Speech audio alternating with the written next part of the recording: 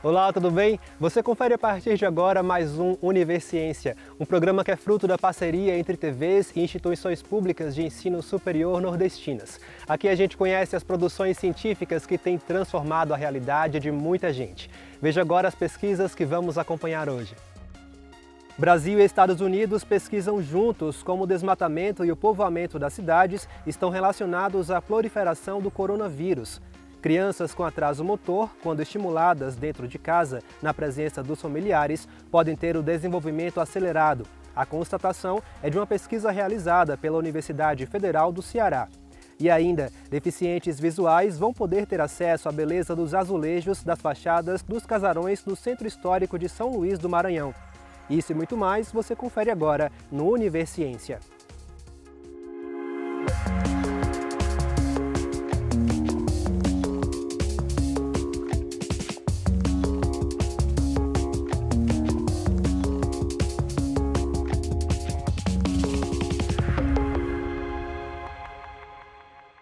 A Universidade Estadual do Sudoeste da Bahia está estudando, junto a um grupo de pesquisadores de universidades brasileiras de diversos estados e uma dos Estados Unidos, como o desmatamento e o povoamento das cidades estão contribuindo com a proliferação do coronavírus. De acordo com as investigações, o vírus já foi encontrado até em alto mar. Vamos entender melhor. Essa pesquisa, publicada na revista Environmental Microbiology, ela é uma pesquisa relacionada aos hábitos de consumo dos seres humanos em relação a animais silvestres e a parte de invasão de territórios virgens, matas e devastação do meio ambiente e a ocorrência de novos casos de vírus, vírus emergentes aí que podem atacar as populações e trazer novas pandemias. O nosso ponto de partida foi inicialmente todos os genomas depositados em bancos de dados do coronavírus. A gente avaliou desde o início da pandemia até o final do ano de 2021, onde a gente verificou qual foi o processo de dispersão desses vírus no mundo inteiro. Primeiramente, a gente verificou nas nossas conclusões que locais que têm alto índice de ocupação humana, que invadiram as florestas, elas têm uma grande chance de se obter novas linhagens, novos vírus, novas espécies de vírus, digamos assim. Locais onde você tem um alto consumo de animais silvestres, o tráfico de animais, locais que têm também alto índice de desenvolvimento humano, porém, apesar de ter desenvolvimento humano, tem alta população que faz com que circule muito novas linhagens virais e também locais onde tem alta quantidade de chuva, Então o clima também pode influenciar nesses fatores de surgimento de novos vírus. Você tem estudos hoje onde a gente identifica novas espécies de coronavírus no mar, água do rio, ambientes mais diversos e associados a vários animais, inclusive que nós podemos até consumir. Então não é para causar pânico, porque esse vírus é um vírus, uma família de vírus que está aí no ambiente, mas ter cuidado com coisas que são caças silvestres que o ser humano está passando a consumir e que pode futuramente, se caso acontecer como aconteceu com a Covid-19, gerar uma nova pandemia. Então tem muito cuidado com esses aspectos aí. Nós já convivíamos com o coronavírus, esse que foi um mutante que causou essa pandemia toda, mas uma coisa mais importante é a gente ter a consciência de que estamos cada vez mais crescendo as populações, crescendo as cidades, destruindo, acabando com todo o ecossistema. E essa nossa chegada nesses ambientes faz com que animais e outros organismos migrem para as cidades e tragam essas coisas aí. Então, tentar ser o mais sustentável, a ideia final do trabalho é essa, mostrar que a sustentabilidade, sem invadir o ambiente virgem, aquele ambiente silvestre, seria a forma mais ideal da gente conviver e evitar essas novas viroses emergentes. Ela já está concluída e publicada num periódico internacional, que é um periódico de alto fator de impacto, mas existe um grupo internacional de cientistas no qual nós fazemos parte e que continuamos monitorando essas novas linhagens, novos vírus emergentes, então isso vai ser para sempre, né? Então, o processo de monitorar essas novas linhagens é constante para que a gente se proteja de novas pandemias, futuras pandemias. Veja daqui a pouco, deficientes visuais vão poder ter acesso aos azulejos da capital do Maranhão. Você fica sabendo como depois do intervalo.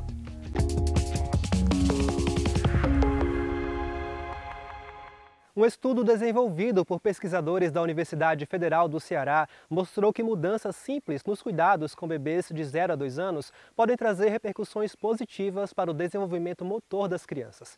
Confira mais detalhes sobre a pesquisa na próxima reportagem. Em 2016, a gente entrou numa pesquisa de implementação, financiada pela Organização Mundial de Saúde. Na época a gente vivia, né, a questão do Zika vírus, muitas crianças, né, a preocupação com o desenvolvimento dessas crianças. Esse projeto, a gente avaliava o desempenho motor das crianças para detectar precocemente as possíveis crianças que tinham sido expostas ao Zika vírus, né? E para nossa surpresa, a maioria das crianças com Zika vírus já estavam em atendimento, já estavam sendo encaminhadas, não estavam mais na atenção primária, né, sem assistência. Mas a demanda por outras crianças, outras condições era grande. A gente observou que mesmo crianças sem nenhuma condição neurológica, condição de saúde específica, estavam apresentando atrasos motores porque não estavam sendo estimuladas, né, de maneira mais adequada pelo seu ambiente domiciliar. E aí a gente voltou o olhar das nossas pesquisas mais para essa questão da criança típica, em que o ambiente em que ela vive, ou a família que ela está, muitas vezes, por não saber, reduz as oportunidades para ela se desenvolver bem, né? E aí a gente começou a pesquisar nessa área. Existem várias evidências, né, e de que essa estimulação no contexto, dando apoio a essa família para que eles sejam responsáveis por isso, né, muda a vida dessa criança em todo o contexto, nível de escolaridade, né, desempenho no trabalho, na vida adulta. O processo ele começa quando a criança chega para atendimento da puericultura e aí a fisioterapeuta faz a avaliação do desenvolvimento motor da criança. Os resultados dessa avaliação são compartilhados em uma planilha eletrônica que nós também temos acesso. Então nós entramos em contato com os pais dessa criança, que fica registrado também no prontuário, né, na planilha da criança, e convidamos para participar do projeto na sexta-feira de manhã, toda sexta-feira de manhã. A intenção é que a criança participe por 8 sessões, a criança e seus cuidadores, por 8 sessões, né? Enquanto isso, ela vai ser avaliada na metade, depois da 4ª sessão, e novamente depois da 8ª sessão também pela fisioterapeuta. E aí nós analisamos, né, se esse projeto, se essas intervenções, elas têm surtido algum efeito no desenvolvimento motor das crianças e também nas possibilidades de estimulação no lar, na casa da criança.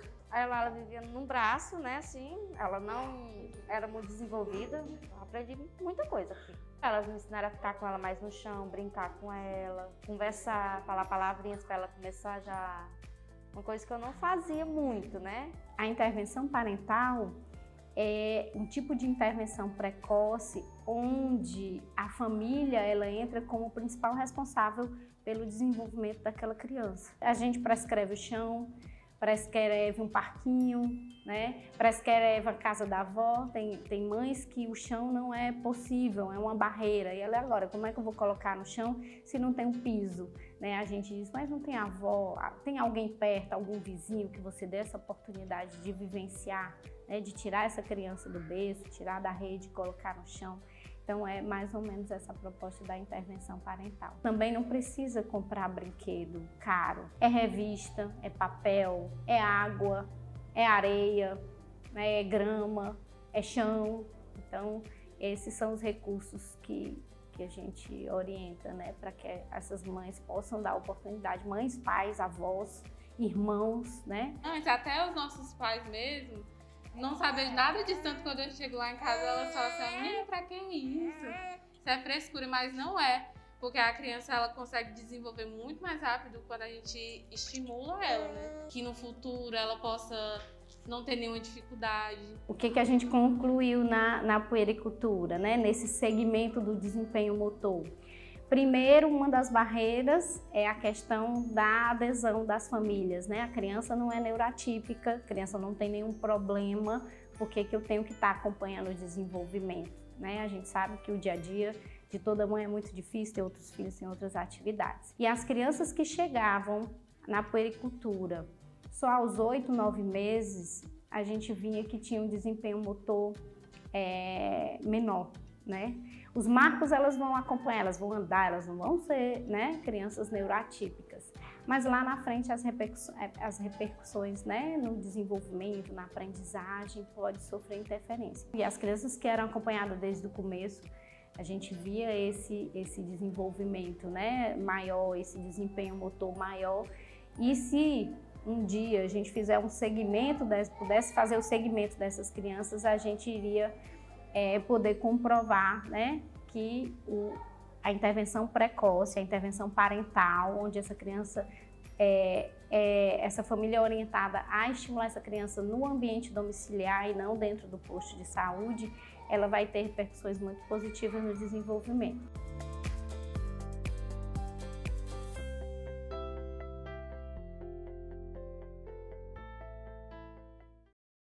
As fachadas dos casarões do Centro Histórico de São Luís reúnem o maior patrimônio azulejar da América Latina, o que dá à capital maranhense o título de Cidade dos Azulejos.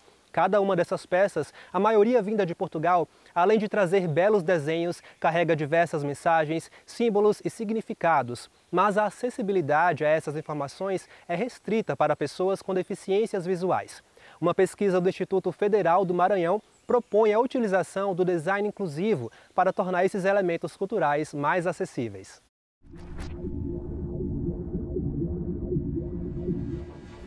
Eu sou a professora Ivana Maia. Minha pesquisa ela é voltada para o design de inclusão, né? E na associação da cultura às tecnologias digitais. Ela teve início na Universidade do Porto, em Portugal. Então, lá, o que se buscou com essa pesquisa? Fazer uma relação dos padrões azulejares encontrados no Centro Histórico de São Luís, tá? E os padrões azulejares de Portugal. Porque o azulejo, ele traz um desenho, né? Ele traz umas formas gráficas que são apreciáveis, são bonitos de se ver, mas eles trazem também uma mensagem. Os títulos, os nomes dos padrões eram dados pelos próprios operários. Então eles viam aqui nessas curvas e nesses detalhes, tá, uma semelhança com ferradura, né? Então esse aqui é um padrão conhecido como ferradura, mas que na verdade, quando você coloca os 4 azulejos, isso que eles chamam de ferradura, ela forma uma cruz, tá? Que nos remete àquele momento histórico que pode ser uma cruz celta.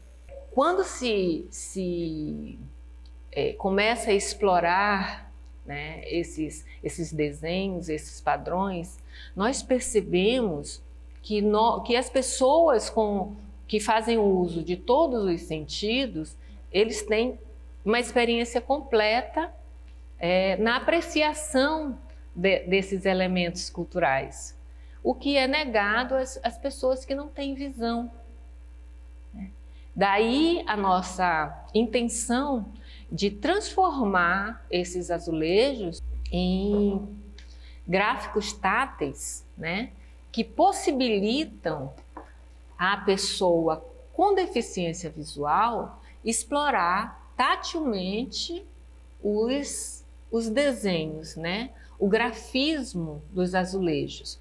Os protótipos, eles foram produzidos a partir de uma modelagem tridimensional, né? E são executados em impressora 3D, usando como base o PLA. Diferentes cores têm diferentes alturas, né? Então, a pessoa, olhando assim, só superficialmente não percebe, mas a pessoa que tem nas mãos, né, que tem no tato, né, essa busca pela interpretação da imagem, né, ela percebe. A partir do elemento cultural azulejo, nós percebemos a importância, por exemplo, dos gradis. Nós procuramos o desenho de alguns gradis, né, para fazer o modelo, certo? Para viabilizar essa informação também às pessoas, assim como os monumentos.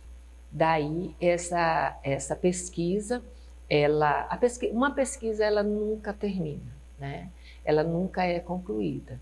O que acontece é que criam-se ramificações, novas vertentes, né?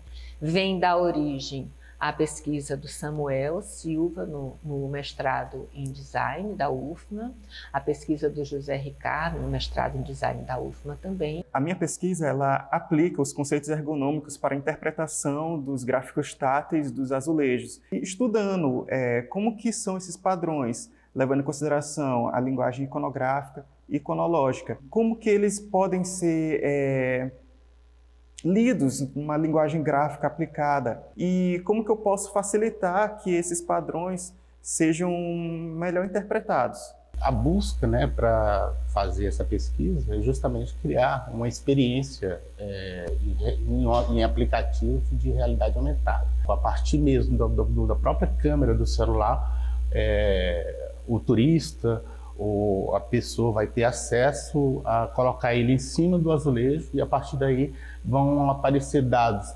referentes à sua origem, datação, características, grafismo. A pesquisa ela vai se ampliando e vai mudando de objetivos e vai crescendo, né? E o que eu gostaria, que é um sonho que eu espero não estar distante, é o apoio das instituições, das empresas, né? No sentido de viabilizar, levar esses gráficos táteis ao centro histórico. Por exemplo, em frente a um prédio de fachada azulejar, se você tiver um tótem com um elemento tátil, né, para a pessoa saber que naquele prédio o azulejo tem esse desenho, né, seria bastante interessante. Os azulejos, eles são pedaços de história, né, eles contam história. Então, seria interessante que essa história chegasse também às pessoas que não fazem uso de todos os sentidos. A seguir, uma pesquisa da UFS mostra mudanças no perfil dos caminhoneiros brasileiros. Mais de 2.000 profissionais foram entrevistados. Já já a gente volta.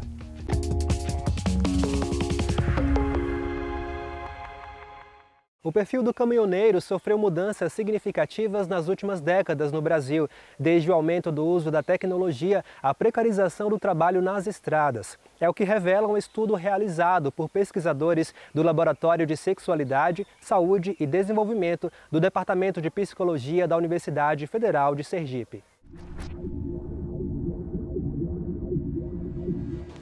O perfil do caminhoneiro brasileiro vem sendo investigado há 15 anos através de uma pesquisa que está na 4ª edição, foi realizada no final de 2021, aqui pela Universidade Federal de Sergipe, em parceria com a Childhood Brasil. A pesquisa faz uma série histórica sobre as mudanças que vêm acontecendo nessa categoria profissional, tentando entender especialmente o envolvimento do profissional com o comércio do sexo nas estradas, mais especificamente com a exploração sexual de crianças e adolescentes. Mas a gente parte do pressuposto de que para entender essa relação do profissional, a gente precisa entender outros padrões comportamentais deles na estrada, que incluem as questões de saúde, de segurança na direção, a relação dele com a própria família, as questões demográficas, qualidade do trabalho. Então, uma série de itens são investigados e ao longo desses anos eles são comparados a partir de um procedimento de série histórica. Como esses dados foram encontrados, né? Nós fizemos o levantamento, né, com os próprios caminhoneiros, ouvindo eles, e a partir da entrevista que nós construímos, conseguimos ter acesso a essas informações. Como os caminhoneiros percebem o seu dia a dia, como esses caminhoneiros acabam vendo a mudança no seu cotidiano. A amostra da série histórica ela já ultrapassou 2.000 caminhoneiros, isso é significativo do ponto de vista estatístico para representar esse grupo de profissionais. A gente faz uma metodologia de inserção ecológica. A equipe aqui da Universidade Federal de Sergipe viaja pelo Brasil para entrevistar os profissionais na estrada, nos lugares onde eles costumam parar, porque em loco eles conseguem dar informações mais precisas de como eles vivenciam aquela parada. E a equipe também consegue observar algumas questões comportamentais e situacionais daqueles lugares. Tem uns 15 anos que rodo de caminhão, entendeu? Sempre buscando fruta. Trabalhando com fruta, vou para a roça. Comecei pegando para Tonelópolis, hoje eu pego no projeto Pedra Branca da Bahia, Juazeiro, e trago para o destino daqui de Aracaju, aqui para o Ceará. Quando a pesquisa iniciou, o acesso ao celular pelos motoristas de caminhão ainda era muito escasso. A gente tinha mais ou menos 30% dos motoristas tinham acesso ao celular com internet. Hoje a gente tem quase 90% acesso ao celular diariamente para usar a internet. A maior parte desse acesso é por motivos de trabalho, por aplicativos de comunicação, como Telegram, WhatsApp, mas eles também usam para comunicação com a família e lazer, como se informar, assistir vídeos e coisas desse tipo, né? Quase 10% da amostra atual já usa o celular e a internet do celular para educação, para fazer um curso, uma reciclagem ou até uma faculdade em EAD. O celular, hoje a internet é valiosa para muito o meio, porque você hoje tem muito meio de comunicação. Porque se não fosse o celular, nós não tinha como se comunicar com o pessoal que é de Juazeiro, que é de Projeto Pedra Branca. Não era? De primeira a gente saía de que ia pegar um carro para pocar no mundo para ir para a roça, correr atrás. Não deram uma roça hoje não. Com o celular você em casa mesmo, você faz tudo isso. A gente também encontra números significativos no que tange à precarização desses trabalhadores. Uma redução de 10% no salário desses caminhoneiros, né, que eram CLTs, e também uma redução significativa no salário de caminhoneiros autônomos, né? Então a gente encontra nesse processo de precarização essa diminuição da renda significativa e com isso, né, ele tendo que mudar todo o contexto de trabalho por conta desse processo de precarização. Não é uma vida fácil, é cansativa, tem dia de sono, a gente sai na segunda, chega na quinta, de tarde, já viaja na sexta, volta no sábado e a vida é assim. O caminhoneiro que anteriormente poderia fazer suas refeições em outros espaços, ele começa a fazer sua refeição cada vez mais no seu caminhão. Ele que delegava, né, a manutenção do seu caminhão para outros profissionais, necessariamente ele começa a fazer essa manutenção para poder manter o valor também que ele poderia ter com esse gasto. Ele começa a passar mais dias e horas na estrada, né, que isso acaba impactando também na relação dele com seus familiares, isso acaba também impactando esses 4 aspectos, eles acabam impactando a qualidade de vida, impacta também na questão econômica desse caminhoneiro e também se intercala com a saúde mental desse indivíduo. A gente tem percebido uma mudança no perfil do caminhoneiro e essa mudança tem sido em vários aspectos positivas. Por exemplo, o próprio envolvimento dele com a exploração sexual de crianças e adolescentes, na primeira edição, tinha um autorrelato de 36%. Agora, na última edição de 2021, esse autorrelato caiu para 10% dos motoristas que admitem fazer sexo pago com crianças e adolescentes quando estão na estrada. Nas 2 últimas edições da pesquisa, eu estive em campo, né, e pude constatar a relevância dessa pesquisa para o caminhoneiro e também para a gente enquanto sociedade, para a gente poder compreender como esses profissionais impactam diretamente nas nossas vidas, como o seu papel é de suma importância e como eles precisam ser cada vez mais ouvidos. E o Univerciência de hoje fica por aqui. No próximo programa traremos mais pesquisas para você conhecer.